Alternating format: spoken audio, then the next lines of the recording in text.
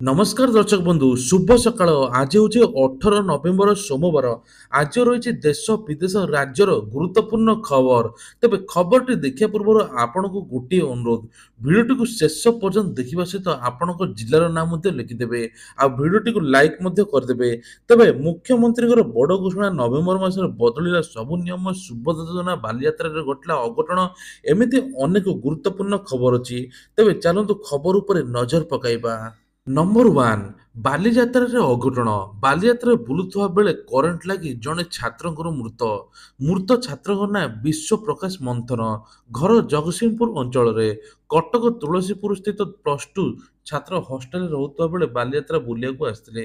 କାହା ସାଙ୍ଗରେ କିପରି ଆସିଥିଲେ ଜଣାପଡ଼ିନାହିଁ। ବାଲିଯାତ୍ରାରେ ଲିଚୁ ଲାଇଟରେ କରେଣ୍ଟ ଲାଗି ମୃତ୍ୟୁ ହୋଇଥିବା ଜଣାପଡ଼ିଛି। କରେଣ୍ଟ ଲାଗି ଗୁରୁତର ଅବସ୍ଥାରେ କଟକ ଡାକ୍ତରଖାନାକୁ ଆଣିଥିବା ବେଳେ ହଠାତ୍ ଡାକ୍ତର ତାଙ୍କୁ ମୃତ ଘୋଷଣା କରିଛନ୍ତି। ଏଭଳି ସ୍ଥିତିରେ ସମସ୍ତେ ଏବେ ସତର୍କ ଅଛନ୍ତି।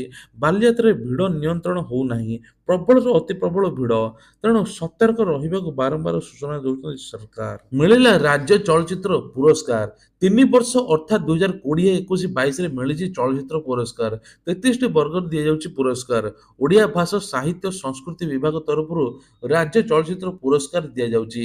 ଚଳଚ୍ଚିତ୍ର ଜଗତରେ ଜୀବନବ୍ୟାପୀ ସାଧନା ସର୍ବୋଚ୍ଚ ସମ୍ମାନ ମୋହନ ସୁନ୍ଦର ଗୋସ୍ୱାମୀ ଏହି ପୁରସ୍କାରରେ 5 ଲକ୍ଷ ଟଙ୍କା ରହିଛି। ଶ୍ରେଷ୍ଠ ପୂର୍ଣ୍ଣାଙ୍ଗ ଚଳଚ୍ଚିତ୍ରରେ 2 ଲକ୍ଷ ଟଙ୍କା ରହିଛି। ତେଣୁ ମୋଟ 33ଟି ବର୍ଗରେ ପ୍ରତିବର୍ଷ ଜୁରିକୁ ଚୟନ କରାଯାଇ କଳାକାରମାନଙ୍କୁ ପୁରସ୍କାର ଦିଆଯାଉଛି।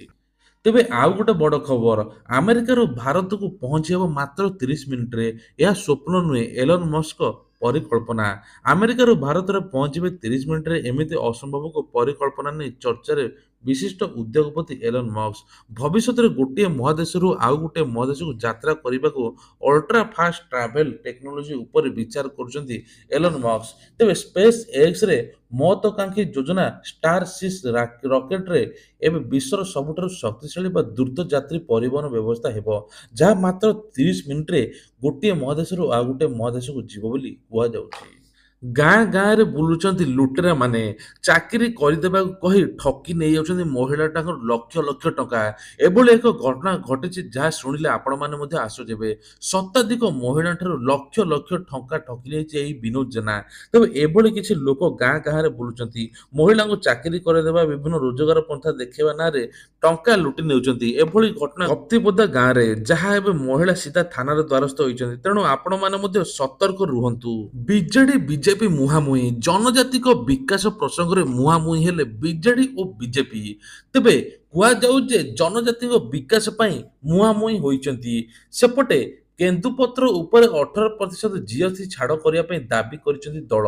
ସାମ୍ବାଦିକ ସମ୍ମିଳନୀ ବିଜେଡି ସମନ୍ୱୟ କମିଟି ଅଧ୍ୟକ୍ଷ ଦେବୀ ମିଶ୍ର କହିଛନ୍ତି ଯେ ଆଦିବାସୀଙ୍କ କଲ୍ୟାଣ ପାଇଁ ନବୀନ ସରକାର ବିଭିନ୍ନ ପଦକ୍ଷେପ ନେଉଥିଲେ, କିନ୍ତୁ ବିଜେପି ସରକାର କିଛି ନେଉନାହିଁ, ଚୁପଚାପ ବସି ପଡ଼ିଛି।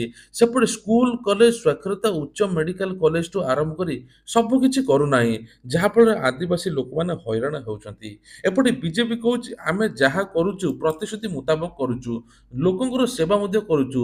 ଆଉ 24 ବର୍ଷ ଶାସନ କରି ବିଜେଡି ଯାହା କରିଛି ଲୋକମାନେ ମଧ୍ୟ ନିଜେ କହିବେ। ତେଣୁ ଆଦିବାସୀକୁ ସମ୍ମାନ ଦେଇନାହାନ୍ତି ବିଜେଡି।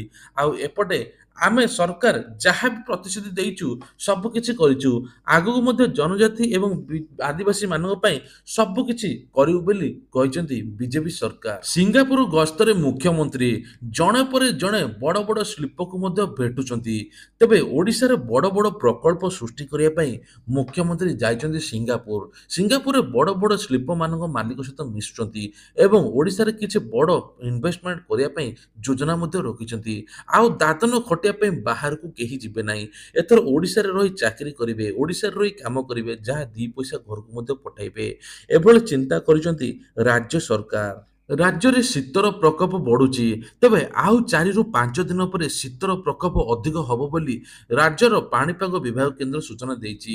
ଭୁବନେଶ୍ୱରରେ ପାଖାପାଖି 1.5 ଡିଗ୍ରୀ ଖସିଛି, ଆଗକୁ ଆହୁରି ମଧ୍ୟ ଖସିବ। ଆସନ୍ତା 3 ଦିନ ରାତିର ତାପମାତ୍ରା 3 ଡିଗ୍ରୀ କମିଯାଇପାରେ।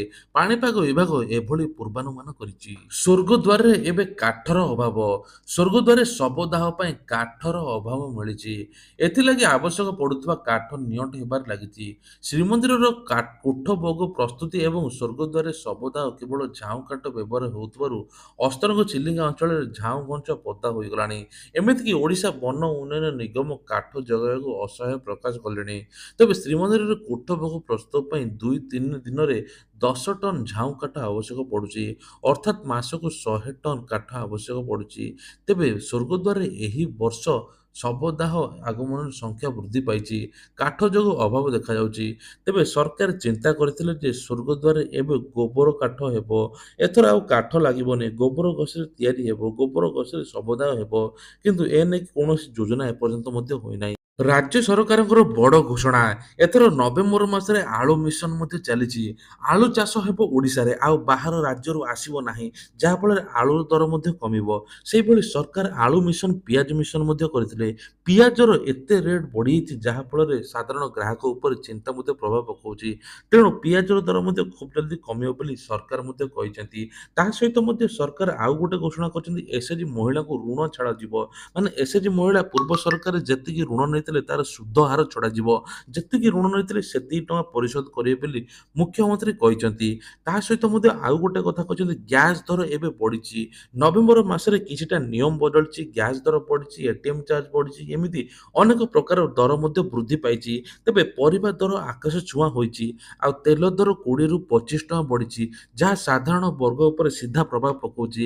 ତେଣୁ ମୁଖ୍ୟମନ୍ତ୍ରୀ ମଧ୍ୟ ଆଉ ଗୋଟେ ଘୋଷଣା କରିଛନ୍ତି, ଏଥର ମାଦସିଂ ଯୋଜନା ନାଁରେ ଛାତ୍ରଛାତ୍ରୀଙ୍କୁ ମିଳିବ 5,000 ଟଙ୍କା। ଜନଜାତି ଅନୁସୂଚିତ ଜାତିଙ୍କୁ ସରକାର ଚିନ୍ତା କରିଛନ୍ତି, ତାଙ୍କୁ ପ୍ରତି ମାସରେ 5,000 ଟଙ୍କା ଦିଆଯିବ। ଏନେଇ 3 ଲକ୍ଷ ଛାତ୍ରଛାତ୍ରୀ ମଧ୍ୟ ଉପକୃତ ହେବେ ବୋଲି ମୁଖ୍ୟମନ୍ତ୍ରୀ ମୋହନ ଚରଣ ମାଝୀ ମଧ୍ୟ କହିଛନ୍ତି। ତା ସହିତ ମଧ୍ୟ ଦାଦନ ଖଟୁଥିବା ଲୋକମାନଙ୍କୁ କୁହାଯାଇଛି ସେମାନେ ପୂର୍ବରୁ ଶ୍ରମିକ ସଂଘରେ ପଞ୍ଜୀକରଣ କରନ୍ତୁ, ଯାହାଫଳରେ ସରକାର ସହାୟତା ମିଳିବ। ବାହାର ରାଜ୍ୟରେ ଯେଉଁମାନେ ଖଟୁଛନ୍ତି ତାଙ୍କର ହିସାବ ନାହିଁ। ତେଣୁ ଶ୍ରମିକ ସଂଘରେ ଯଦି ଆପଣମାନେ ନିଜର ନାଁ ରେଜିଷ୍ଟ୍ରେସନ କରୁଛନ୍ତି, ସରକାର ପାଖରେ ଆପଣଙ୍କ ନାଁ ରହିବ। ଅସୁବିଧା ସୁବିଧାରେ ସରକାରଙ୍କ ସହାୟତା ପାଇପାରିବେ ବୋଲି ମୁଖ୍ୟମନ୍ତ୍ରୀ ମୋହନ ଚରଣ ମାଝୀ ଏ ନେଇକି ମଧ୍ୟ ଘୋଷଣା କରିଛନ୍ତି। ରାଜ୍ୟରେ ସ୍କୁଲ ଛାତ୍ରଛାତ୍ରୀଙ୍କ ପାଇଁ ବଡ଼ ନିୟମ। ସ୍କୁଲ ଛାତ୍ରଛାତ୍ରୀଙ୍କୁ ବାରମ୍ବାର ସରକାର କହିଛନ୍ତି ସ୍କୁଟି ଏବଂ ବାଇକ୍ ଦିଆଯିବ ନାହିଁ। ତଥାପି ଅଭିଭାବକମାନେ ଡେମ୍କେୟାର କରୁଛନ୍ତି। ଛାତ୍ରଛାତ୍ରୀଙ୍କୁ ଦେଇ ଦେଉଛନ୍ତି ବାଇକ୍ ଏବଂ ସ୍କୁଟି। ଏବଂ ଯଦି ଟ୍ରାଫିକ୍ ପୋଲିସ ପୁଣି ଧରେ, ବଡ଼ ଫାଇନ୍ ଆକାରରେ ତା ସହିତ ଗାଡ଼ିକୁ ଜବତ ମଧ୍ୟ କରିବ। ଏ ନେଇକି ଲାଗିବ ନୂଆ ନିୟମ। ତେଣୁ ସ୍କୁଲ ପିଲାମାନଙ୍କୁ ସ୍କୁଟି ଏବଂ ବାଇକ୍ ଦିଆଯିବ ନାହିଁ। ଓମ୍ଫେଡ୍ ଆଣିବ ପାଣି ବୋତଲ ସାଙ୍ଗକୁ ଚକୋଲେଟ୍। ତେଣୁ ଓମ୍ଫେଡ୍ ସାରା ଗାଁରେ, ସହରଠୁ ଆରମ୍ଭ କରି ସବୁଆଡ଼େ ଓମ୍ଫେଡ୍ର ଚର୍ଚ୍ଚା। ଓମ୍ଫେଡ୍ କ୍ଷୀର, ଓମ୍ଫେଡ୍ ଦହି, ଓମ୍ଫେଡ୍ ସବୁକିଛି ବ୍ୟବହାର ହେଉଛି। ତେଣୁ ଓମ୍ଫେଡ୍ ଓଡ଼ିଶାର ବିଶ୍ୱସ୍ତ ପାଲଟିଛି।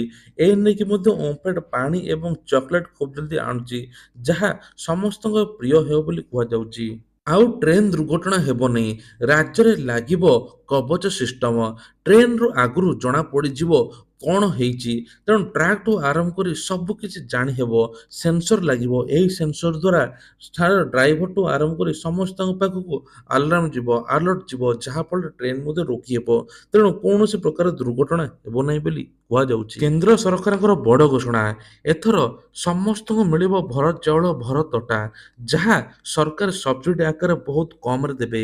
ତେବେ କୁହାଯାଉଛି ଚାଉଳ କିଲୋ 33 ଟଙ୍କା ଭିତରେ ଏବଂ ଅଟା 27 ଟଙ୍କା ଭିତରେ ମିଳିବ ବୋଲି କୁହାଯାଉଛି।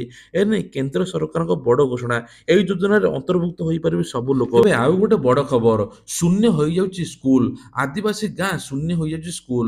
24 ସ୍କୁଲ ବନ୍ଦ। ପିଲାଙ୍କ ଭବିଷ୍ୟତ ମଧ୍ୟ ଅନ୍ଧାର। ମାଲକାନଗିରି ଜିଲ୍ଲାର ଆଦିବାସୀ ଗାଁରେ ଧୀରେ ଧୀରେ ହେଉଛି ସ୍କୁଲ ଶୂନ୍ୟ। ଛାତ୍ର ଉପସ୍ଥାପନ କମ୍ ଦର୍ଶାଇ ବନ୍ଦ କରାଯାଉଛି ସ୍କୁଲ। ଫଳରେ ପିଲାମାନେ ପାଠରୁ ମୁହଁ ମୋଡ଼ି ଚାଷ କାମ ନଚେତ୍ ଗାଈ ଚରାଇବାକୁ ଯାଉଛନ୍ତି।